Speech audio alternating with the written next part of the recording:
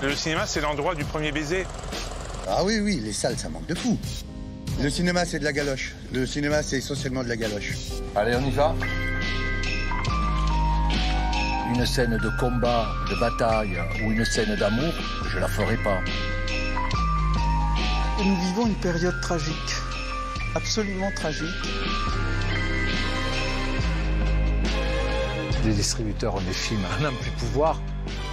Il faudrait que nous, on arrête de développer pendant que tous les films sortent. Il faudrait une année blanche, en fait, là. Il a survécu à l'apparition de la télévision, de la VHS, du DVD. Le cinéma s'est toujours réinventé.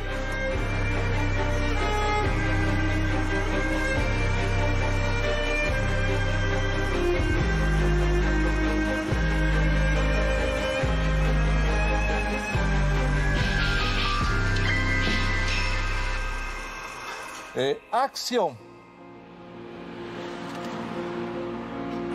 Les affiches des films n'ont toujours pas changé depuis la fermeture des salles le 28 octobre dernier.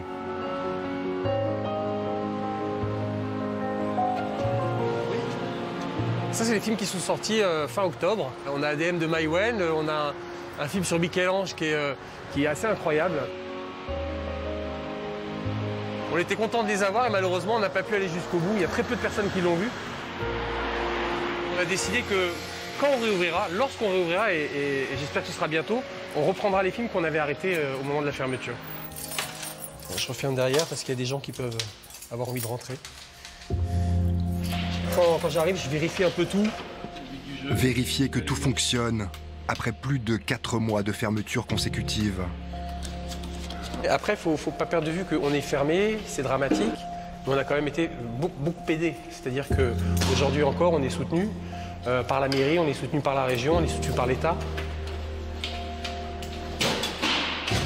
Je préfère qu'on reste fermé plus longtemps et qu'on soit sûr d'une réouverture stable et pérenne, plutôt que de réouvrir encore et de faire un coup pour rien.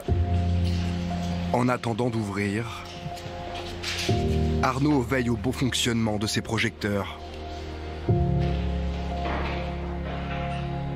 Je dois faire marcher les machines tous les 2 jours. Tous les 2 jours, je mets en route les projecteurs et j'envoie une projection comme s'il y avait du monde. Un peu comme une vieille voiture, il faut la faire tourner, bah là c'est un peu pareil. Lancer un film et attendre impatiemment le retour des cinéphiles. La meilleure place selon moi, entre le 5 et le 8e rang, là on est parfait. Enfin, il y a vraiment un appel de on veut retourner au cinéma. On veut s'asseoir dans une salle. C'est quand même pas la même chose. On a beau même avoir un home cinéma chez soi. D'abord, on est tout seul. Alors, regarder une comédie, rigoler tout seul dans son salon ou même en famille, mais c'est pas pareil que d'être dans une salle avec... Il y a vraiment de ça. Moi, j'y crois beaucoup et c'est notre force, en fait. Ça reste un acte, c'est depuis l'Antiquité, quoi. Il faut sortir, on va au théâtre, Mais j'ai même envie de dire, depuis l'homme préhistorique, autour du feu, on se réunissait, on se racontait des histoires. On est toujours dans cette dynamique-là. On a besoin de se réunir, de vivre ensemble quelque chose. Je pense que s'il y a une bonne proposition cinématographique, les gens retourneront assez rapidement dans les salles.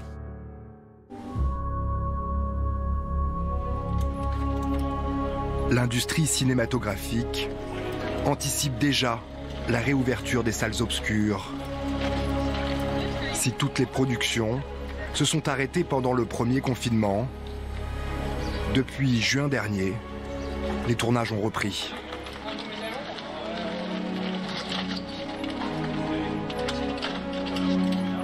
File-moi jusque quand je rentre dans mon... Hey! Ouais, ça va, 2 secondes, je connais mon métier. Très content de retrouver les plateaux, les tournages, les gens, l'équipe, très content. C'est bien fait chier, hein. On s'est bien fait chier. C'est-à-dire, je connais mon texte par cœur, là. J'avais que ça à faire. Je le connais par cœur. Et ils l'ont changé. Donc, voilà. Des producteurs qui privilégient aujourd'hui les tournages en studio. Ah, ça, c'est donc le fameux F. Je le dis en toute objectivité, le plus beau plateau de France. Il y a eu beaucoup de films de Claude Sautet, beaucoup d'Henri Verneuil, il y a eu même un James Bond à une époque.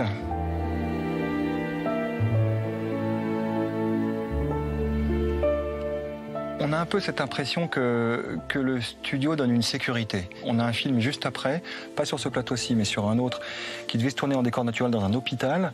Et les hôpitaux, alors là, je pense que c'est pas demain la veille qu'on va tourner dans un hôpital, donc ils vont reconstruire un couloir d'hôpital avec quelques chambres sur un plateau voisin. C'était pas prévu. Et puis on a déjà quelques productions de renom qui ont quelques projets de comédie, qui ont mis des options entre août et décembre. À quelques mètres, sur le plateau C, le tournage du film Viens je t'emmène est l'un des tout premiers à reprendre, après 3 mois d'interruption. Il y a du monde dans la réception? Non? Oui, travaille. Le réalisateur Alain Guiraudy a dû s'adapter et construire un décor après le premier confinement. Un hôtel a été reconstitué de toutes pièces en quelques heures seulement.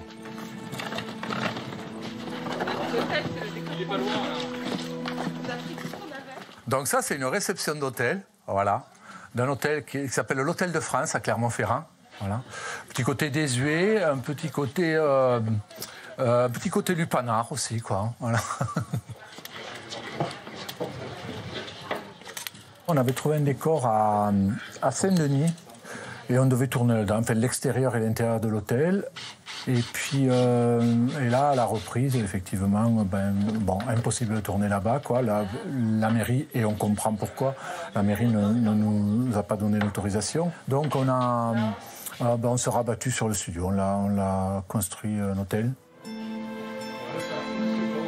Le réalisateur de L'Inconnu du lac ou de Rester vertical doit aussi se plier aux nouvelles règles sanitaires.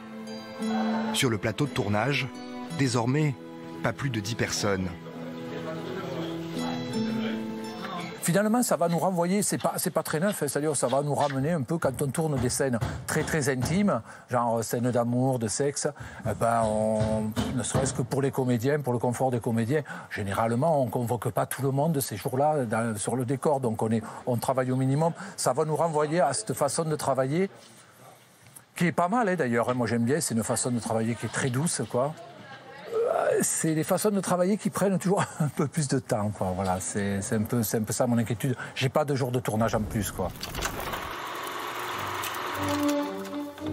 Le cinéma, ça reste un truc exceptionnel. C'est un truc où on se retrouve avec un grand écran. Voilà, comme disait Godard, le cinéma, on lève la tête, la télé, on baisse les yeux parce que c'est plus petit, mais c'est vrai que le cinéma, moi, ça me manque. Je me souviens d'avoir vu un Intouchable comme ça à Évreux, dans une salle avec mes enfants. On était encore... ouais, il y a un truc, on se regarde parfois pendant le film, etc. Il y a ce côté obscur, ça s'éteint. Quand il n'y a pas les cons qui allument leur portable, parce que ça, c'est autre chose, ça reste magique. Allez, on y va.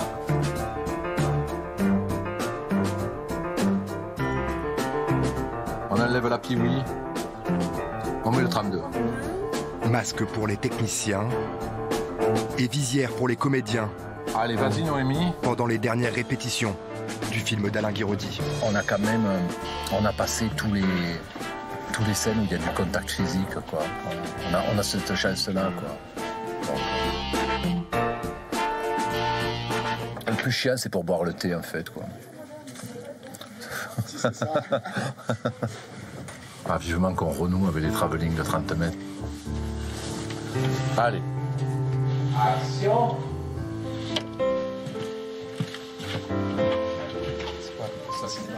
Il ne faut pas vous accrocher comme ça avec Isadora, tu dis.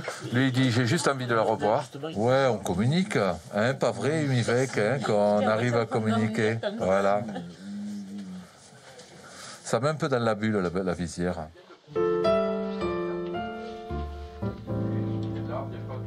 C'est le héros de l'histoire, de l'affaire, Médéric, qui veut chercher à revoir une prostituée avec laquelle il a couché. Enfin, il n'a pas complètement pu coucher avec elle la veille parce qu'ils ont été interrompus par les attentats. Et il cherche à la revoir, il est quand même bien accro. Allez, silence. On peut demander.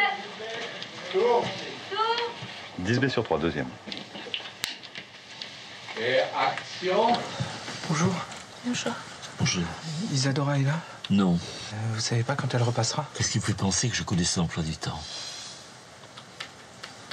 Ok, j'insiste pas. Une scène de combat, de bataille ou une scène d'amour, je la ferai pas. Voilà, on repousserait le tournage, quoi. Et pourquoi vous accrochez comme ça avec Isadora? Ça n'est jamais bon avec ce genre de femme. J'ai juste envie de la revoir. Elle a un mari très jaloux. L'autre jour, on a eu le problème pour un passage. Il y a des comédiens qui fument un pétard dans le film et donc il se passe le pétard, quoi. Et puis je tenais à ce qu'il se le passe.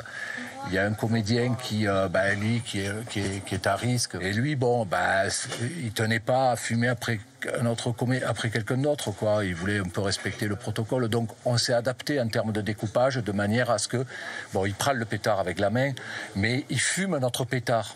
Par la magie par le jeu du montage, voilà, quoi. Donc sur des trucs comme ça. Mais voilà, ça a été dans la discussion avec un comédien aussi, quoi, voilà. Et pardon, on va s'y remettre. Le cinéma sort de sa longue nuit. De nouvelles histoires pour la prochaine séance. Allez, coupez! Vous arrivez dans une salle et vous vous asseyez à côté de quelqu'un que vous ne connaissez pas du tout. Et en même temps, vous allez des fois partager des choses ensemble. C'est-à-dire que vous allez rire au même moment ou peut-être être ému au même moment avec quelqu'un à qui vous n'adressez pas la parole. Mais en fait, vous communiquez avec vos sens et avec votre émotion. Moi, j'ai envie de sentir le parfum de la fille qui est à côté de moi. Voilà. Vous comprenez? Ou de sentir l'odeur de cigarette du mec qui a fumé une clope juste avant d'entrer dans la salle du cinéma. C'est ça qui m'intéresse. Après 3 mois de fermeture, le 22 juin, les salles de cinéma ont elles aussi repris du service. Une courte parenthèse avant de tirer les grilles à nouveau le 28 octobre dernier. Nous vivons une période tragique, absolument tragique, qui nous a amenés à prendre des décisions difficiles. C'est un énorme sacrifice que nous faisons collectivement. C'est une énorme souffrance, c'est une énorme privation, mais elle est à durée déterminée, cette privation. Heureusement, le cinéma va revenir, et je dirais que le cinéma français a été préservé. C'est plus d'1 milliard d'aides qui ont été en plus des aides habituelles, 1 milliard d'aides qui a été donné au cinéma français. Si l'industrie cinématographique salue unanimement ces aides de l'État, il déplore l'absence de visibilité. Tant que les mesures de couvre-feu sont en place à cause de la pandémie, on sait très bien que la question de la réouverture de salles de cinéma est purement théorique, puisque les salles de cinéma font leur chiffre d'affaires après 18 h dans les 2 séances de début et de fin de soirée. On ne peut pas non plus se permettre de faire du stop and go. C'est-à-dire lancer la machine et puis qu'une flambée épidémique fasse qu'au bout de 10 jours, on reconfine ou on refait du couvre-feu. Donc, on a besoin de visibilité dans le cinéma, mais on a aussi besoin de sécurité.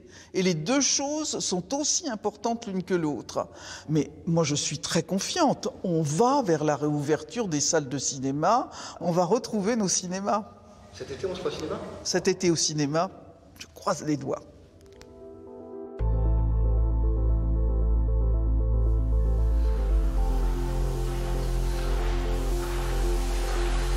Ils sont nombreux à se croiser les doigts.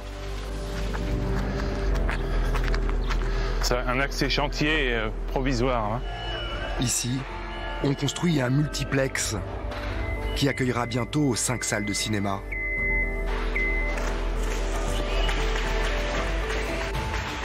Vous êtes dans le hall d'accueil. Il va y avoir une caisse avec un comptoir à confiserie ici. Ici, un espace détente. Et puis l'accès aux 5 salles. Ok, on y va. 5 salles, dotées des toutes dernières technologies et de sièges plus larges pour les spectateurs. Là, on arrive dans la salle 5 qui est déjà bien avancée. Les gradins sont montés, le revêtement du sol est déjà en partie posé. Les sièges seront ici. Il y aura des sièges club avec une particularité, des fauteuils duo pour les amoureux. C'est essentiel, le cinéma c'est l'endroit du premier baiser, donc on a prévu des fauteuils duo. C'est plein de souvenirs, on a des fois même des gens qui viennent en disant on voudrait faire nos photos de mariage à l'intérieur des salles, parce qu'on s'est rencontrés là. Un projet débuté et financé bien avant la crise du Covid. C'est un pari sur l'avenir et...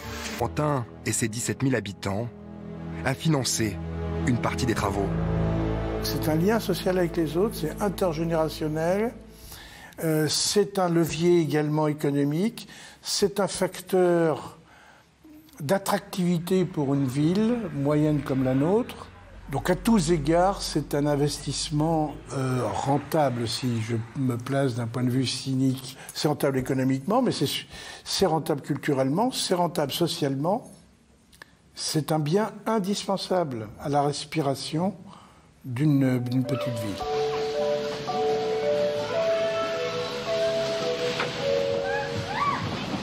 « 9 mois après la fin du tournage de son dernier film « Viens, je t'emmène », le réalisateur Alain Guiraudy ne sait toujours pas quand son film sortira en salle.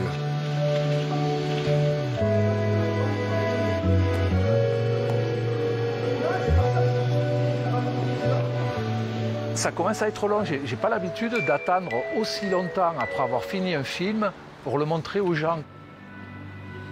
Après, les cafés sont fermés, les restaurants sont fermés, tout est fermé, je vois pas pourquoi. Voilà, on est dans une crise sanitaire, économique et sociale. Bon, voilà, je fais contre mauvaise fortune bon cœur, quoi.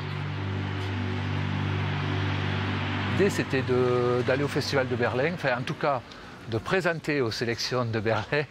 Et si le film était pris à Berlin, on sortait dans la foulée. Moi, il sortait en mars. Moi, dans l'idéal, je passais... Ouais, ça sortait en mars-avril et après, je passais à autre chose, quoi.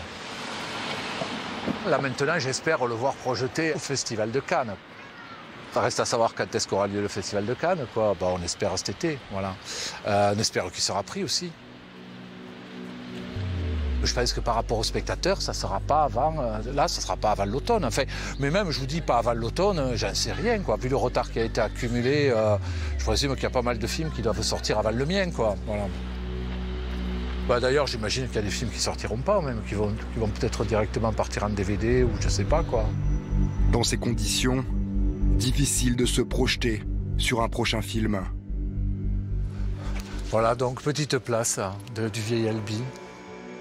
Je sais que de toute façon, vu ce qu'on disait, c'est-à-dire il y a de l'engorgement de films, il y a des films, les distributeurs ont des films à n'en plus pouvoir, plus qu'ils ne peuvent en sortir, et que de toute façon, on va se préparer à une année blanche en termes de production, parce que ça continue à produire, là, il y a des films qui se tournent, donc il y a l'année prochaine, je pense que 2022, ça va être compliqué de faire un film, je pense, quoi, voilà.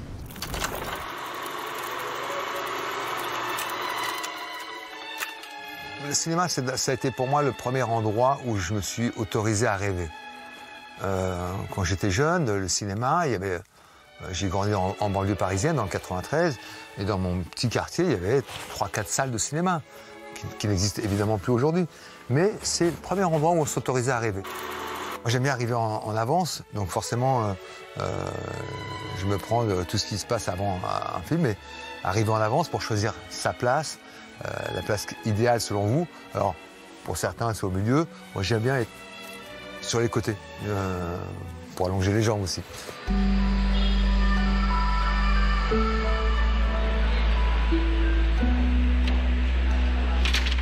C'est la principale inquiétude des producteurs.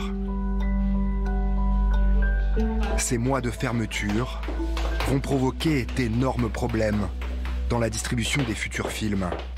Alors, on est dans les salles de montage d'Agathe Film. Je peux rentrer? Le réalisateur Robert Guédiguian termine le montage de son film tourné au Sénégal. Lui non plus ne sait pas quand son film sortira en salle. C'est Twist à Bamako, ça s'appelle. Et c'est dans les années 60, l'indépendance du Mali. Pour nous, ça ne change rien. Ouais. De toute façon, même si les salles restent fermées, on continuera à faire des films.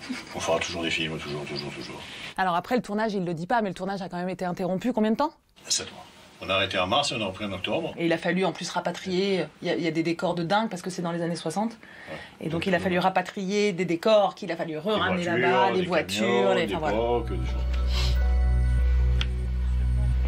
Pour savoir que la monnaie, au niveau national... Si je mets le tableau... Ce qui va être compliqué, oui, c'est l'embouteillage des sorties. Ça, c'est sûr qu'il va falloir trouver, il va falloir s'organiser, il va falloir se parler entre nous, entre distributeurs, pour voir comment cette sortie et cette sortie de crise se fait. Ce qui va être très compliqué, c'est... Là, pour l'instant, ça va, c'est pour aller voir des financiers, il faut un distributeur. Et pour le moment, il y a plein de distributeurs, les pots, ils nous disent... On ne lit plus, on ne peut pas lire. Ils ont beaucoup de films en stock. C'est pour eux que c'est très très dur. Pour le moment, c'est pour eux que c'est très dur et qu'il faut les soutenir et qu'il faut les accompagner le plus possible. Nous, ça risque d'être... Nous, on va prendre cher dans... Dans quelques mois, oui. Dans quelques mois, ça va... Ça plus dur dans quelques mois, ouais. Quand ils vont plus vouloir de films, de nouveaux films. Exactement. Il faudrait une année blanche, en fait, là. Il faudrait que nous, on arrête de développer pendant que tous les films sortent. Il faudrait que là, tout s'arrête une année. Voilà. Il faudrait que ce soit entre parenthèses pendant un an, mais... Voilà. Autre inquiétude pour les producteurs. Les Français vont-ils retrouver le chemin des salles de cinéma après des mois de privation? Alors à 6h30, on va pas lâcher, c'est notre métier, on adore le faire, on va se battre, on va continuer à... Voilà. Mais bien sûr qu'on est inquiet. Je pense qu'au moment de la réouverture des salles de cinéma, les gens vont se jeter au cinéma. Il va y avoir un afflux, on est tous en manque. On va aller au cinéma. Donc à court terme, ça va le faire. Après, plus tard, c'est compliqué de savoir parce que y a des plis qui sont pris quand même. Il y a des usages qui ont été pris et notamment du côté des jeunes. On voit bien que tout le monde est habitué aujourd'hui à voir des films ou des reportages ou n'importe quoi sur des écrans qui sont des écrans tout petits. Et donc cette idée que du spectacle en grand, c'est une idée qui n'est plus tout à fait la même que celle qu'on avait il y a 20 ans. Donc ça, je sais pas combien de temps ça va prendre.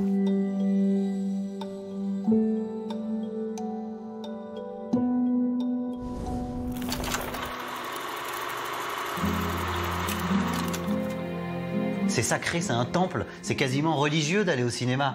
On va au cinéma, on s'installe dans une salle avec des gens qu'on ne connaît pas et on va vivre une émotion pendant 1h30, pendant 2 heures, qu'elle soit, on va rire, on va rêver, on va se projeter, on va sortir de notre réalité pour aller dans la fiction. Quand on est chez soi, avec les gosses, avec un qui est sur l'iPad, l'autre qui est sur l'iPhone et tout, on est encore dans la réalité.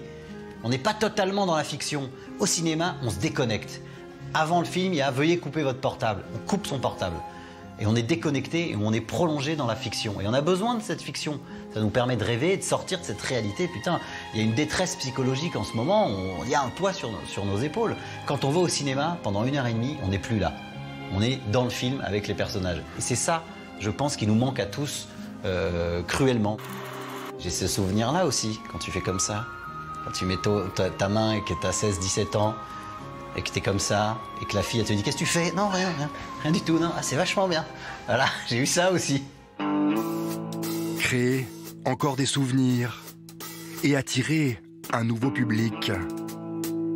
En plein cœur de la capitale, un lieu hybride entre salle de cinéma et hôtel haut de gamme. Alors là, on va arriver dans un espace très particulier. Ça, c'est carrément unique au monde. Et donc, bienvenue dans cette suite cinéma. C'est la salle numéro 7 du cinéma. Il y a 6 salles au rez-de-chaussée au MK2 Nation. Et là, c'est la 7e salle. Et du coup, l'ensemble des films qui sont à l'affiche au cinéma, vous les avez directement dans la chambre, le jour même où ils sont diffusés dans la salle. On tire tout simplement les rideaux, un peu comme dans les vieilles salles de spectacle. Le noir se fait, le film démarre. Et là, la 7e salle se met en route. Le noir s'est fait, l'écran est en train de descendre. Full of secrets. I need to know what's in that safe. An idea is like a virus. Resilient.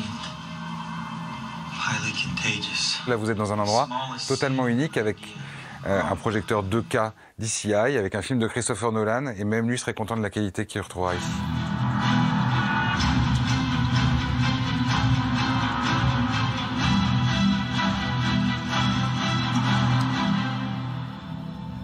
Alors là, on a vu des trucs qui étaient pas mal.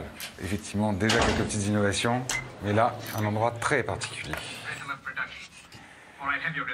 Une salle qui paraît jusque-là tout à fait normale, mais qui a une petite particularité. C'est que c'est la loge privée du cinéma, du vrai cinéma, c'est la salle 2 du MK2 Nation. On ne vous voit pas, on ne vous entend pas. Vous pouvez avoir l'ensemble des services que vous voulez, popcorn chaud, bon cocktail.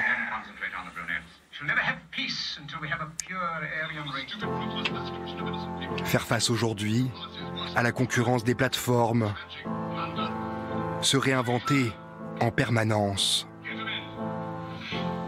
C'est l'histoire de cette industrie vieille de 120 ans. Les salles de cinéma, à la base, elles étaient foraines. Après, on les a fait en dur. Après, il y a eu les complexes. Après, il y a eu les multiplexes. Maintenant, il y a ce genre de choses. Le cinéma s'est toujours réinventé. Il a survécu à l'apparition de la télévision, de la VHS, du DVD, du câble, d'Internet. Ça va continuer comme ça.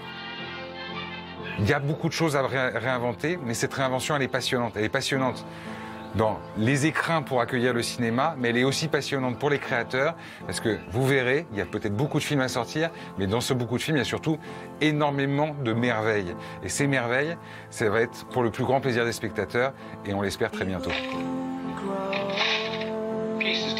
En attendant la libération et la capitulation du virus dictateur, le pays des Frères Lumière ne se contente pas de résister. Il se réinvente pour que le cinéma revienne plus fort encore.